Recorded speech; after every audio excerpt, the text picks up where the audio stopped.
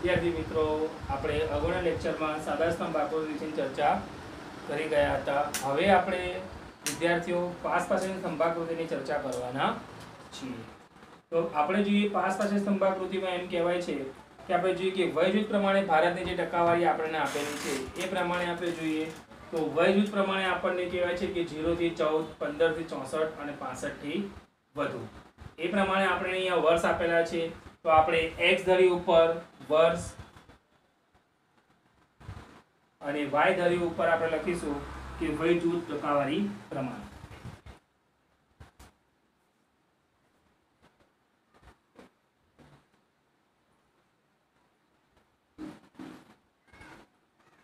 વય જૂથ ટકાવારી પ્રમાણ. હવે આપણે જોઈશું વિદ્યાર્થીઓ કે પહેલું આપણે જે છે કે 2005 ની અંદર આપણે જોઈએ કે 32.78 આપણે સમજાવેલું હતું કે જ્યારે 32.50 કે 50 કરતા અપ હોય તો એના આપણે ક્યાં દર્શાવીશું 78 છે તો એને આપણે 33 ઉપર દર્શાવવામાં આવશે. તો હવે આપણે જોઈએ કે પહેલું છે આપણું 2005 નું લઈએ કે 32.78 તો 30, 31 અને 32 એ પ્રમાણે આપણે એક સ્તંભ લઈશું 32.78. તો આપણે એને પછી 32.78. હવે આપણે જોઈએ 32.78 છે તો 33 ઉપર આપણે એને આપીશું 30, 31, 32 અને 33. તો 33 ઉપર આપણે જોઈશું તો હવે કહીએ આપણે કે એ પ્રમાણે તો જે પણ 0 થી 14 માં આપણે જોઈએ તો જે છે અંદર આપણે સ્તંભની અંદર અલગ અલગ શેડ ભરવાના છે. એના પરથી આપણને ખબર પડી જશે વિદ્યાર્થીઓ. હવે આપણે જોઈએ બીજું છે કે 62.44 છે તો એને આપણે કે 62.44 જોઈએ તો 60 અને 61 અને 65. 44 હોય તો આપણે મેં તમને કીધું કે 50 કે 50 કરતા આપશે તો આપણે એને લઈશું 63 ઉપર, પણ આપણે 44 છે તો 62 ઉપર જ આવશે. તો અહીંથી આપણે જે સ્તંભ છે એ સ્તંભને આપણે અંદર લઈ જઈશું.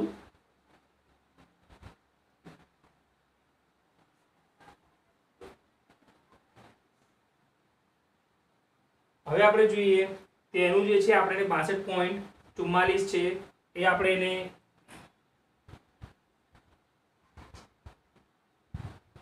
હવે ત્રીજું જે આપણે જે છે 4.78 છે.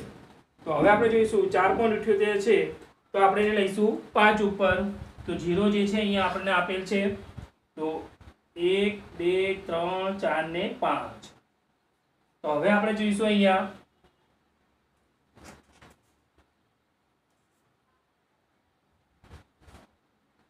એના ઉપર આપણે જે કંઈ પ્રમાણે શેડ ભરી દેવાના છે સ્તંભની અંદર. તો આ 4.78, આ 32.78 છે, આ 62.44 છે અને આ 4.78 છે. એ જ પ્રમાણે હવે આપણે 2010 નું જોઈશું. તો 2010 માં આપણું કેટલું છે 0 થી 14 માં 30.89 છે. તો 30.89 હશે તો ક્યાં આવશે એરિયો આપણું 31 ઉપર. તો એ જ પ્રમાણે આપણે જઈશું 30 ને 31.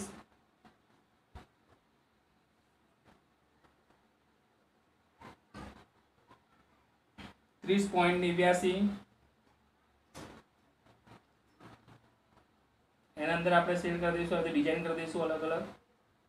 ત્યાર પછી જોઈએ આપણે 63.99. તો 63.99 ક્યાં આવશે તો આપણે જોઈએ 63.99 જે છે એ કહેવાય છે આપણે 64 ઉપર આવશે. તો 60, 61, 62, 63 અને 64.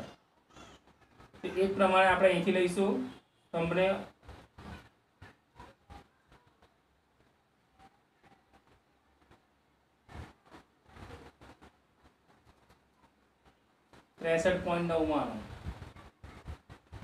પછી જોઈશું આપણે પેલું છે 5.12.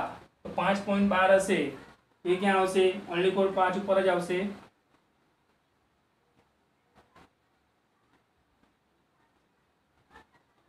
એને આપણે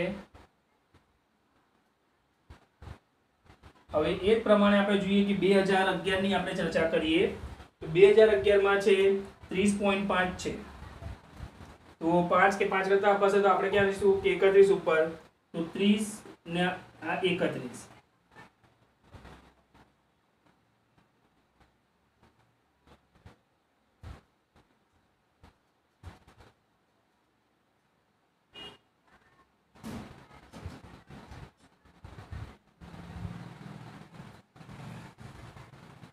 30.5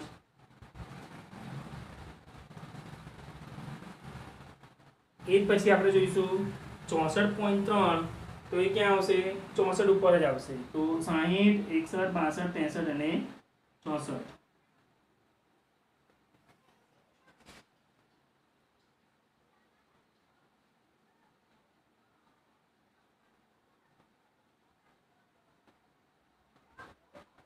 એને આપણે જોઈશું હવે કે 63.3 ઉપર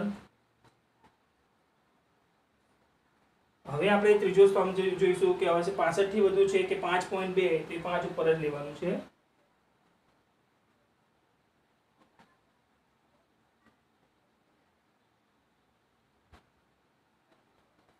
એનામાં આપણે હવે એ પ્રમાણે આપણે જોઈએ કે 2014 ની આપણે જે અંદાજિત ટકાવારી આપેલી છે જે અંદાજિત એમ કહેવાય છે આપણે જે માપ આપેલું છે એમ કહેવાય છે વયજૂથ પ્રમાણે ભારતની વસ્તી તો 0 થી 14 માં કેટલી છે 29.21 છે હવે આપણે જોઈએ 29.21 હોય તો 29 ઉપર દર્શાવવામાં આવશે એને તો હવે આપણે જોઈએ કે આ 30 જે છે તો આ 29 છે 30 ની સહેજ નીચે 29 માં જઈશું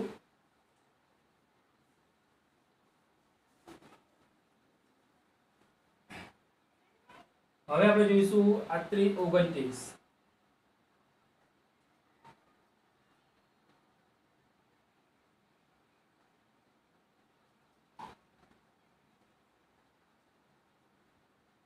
તો આમાં લાઇનિંગ આપણે કરી દઈશું આ પ્રમાણે સ્પીડ કરીશું અને લખીશું અહીંયા 29.21 એ પ્રમાણે જોઈશું 65.30 તો 65 ઉપર જોવાનું છે તો 64 અને 65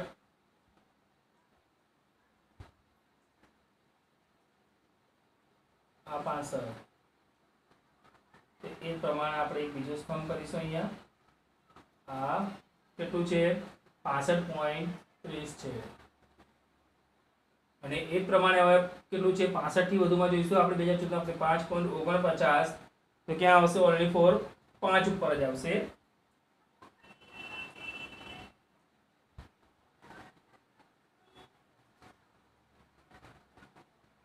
હવે આપણે જોઈશું કે 5 ઉપર બીજું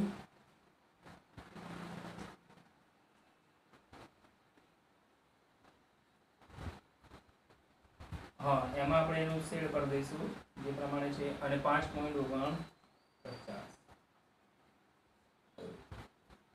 હવે વિદ્યાર્થી આપણે જોઈશું કે પાસ કરશે સ્તંભાકૃતિ આપણે આ કમ્પ્લીટ થઈ ગયેલ છે એટલે આપણે પહેલા આપણે જોઈએ અને ત્યારબાદ આમાં એ જોવાનું છે કે આલેખ દોર્યા બાદ જ્યારે આપણે વિદ્યાર્થી મિત્રો આલેખ દોરીએ તો આલેખ દોર્યા બાદ પછી આપણે એનું શું કરીશું વિશ્લેષણ કરવું પણ જરૂરી છે એટલે વિશ્લેષણ આપણે પહેલા કરીશું હવે આપણે વિશ્લેષણમાં જોઈશું વિદ્યાર્થીઓ કે વિશ્લેષણના મુદ્દા પણ આપણે સમજવા જરૂરી છે તો આપણે જોઈએ વિશ્લેષણમાં કે 2005 માં કહેવાય છે કે 0 થી 14 વર્ષ જો 2005 માં આપણે જોઈએ 2005 ની આપણે વાત કરી કે ઈસવીસન 2005 માં જે 0 થી 14 વર્ષ છે એમાં આપણે જોઈએ એનું વયજૂથનું પ્રમાણ કેટલું છે કે 32.78 છે હતું અને જ્યારે આપણે 2014 માં જોઈએ જે એમાં શું થયું છે 2014 માં આપણે એમ કહેવાય છે કે 32.78 કે 2014 માં 29.21 એટલે ઘટાડો થયો છે એમ કહેવાય છે એટલે 0 થી 14 વર્ષમાં આપણે જોઈએ કે 2005 માં 32.78 હતું